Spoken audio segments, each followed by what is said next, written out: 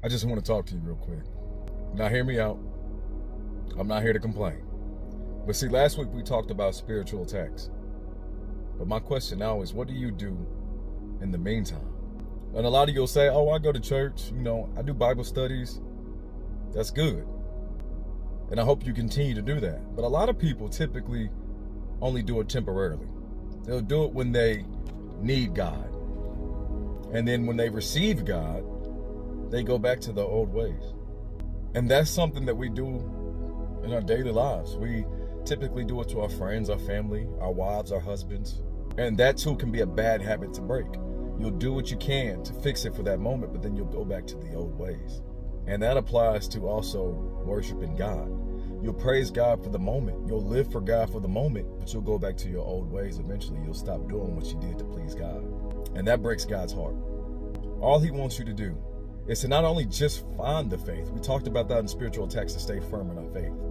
But he wants you to stay true. He wants you to stay obedient. He wants you to stay with him. Because if you stay with him, you'll reap all of the abundance of bliss and grace.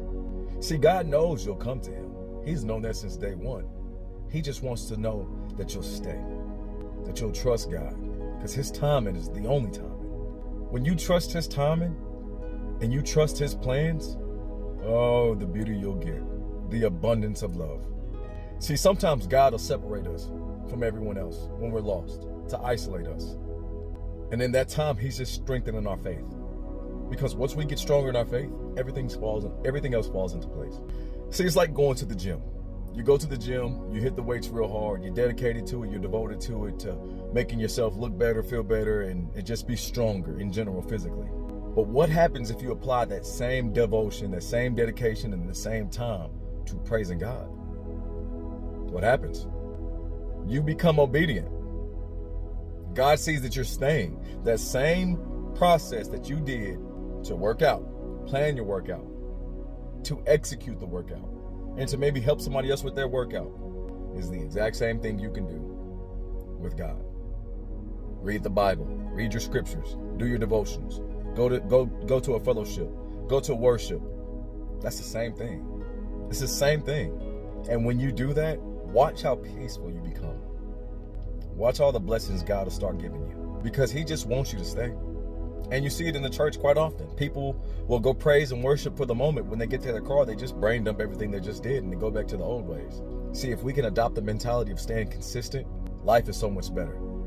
I can personally admit that in my past, I may not have been a saint, I may not have been perfect, and I may have been broken. I may fix things for the moment, and I always go back to some of the old ways that just didn't please God. But I can say progressively, I have gotten stronger in my faith, and God has given me a new path. And if he can do it for me, he can do it for you. All you got to do is be obedient. Trust in God. Trust in his plan. Dedicate time to God. He's waiting on you. He loves you, and I love you.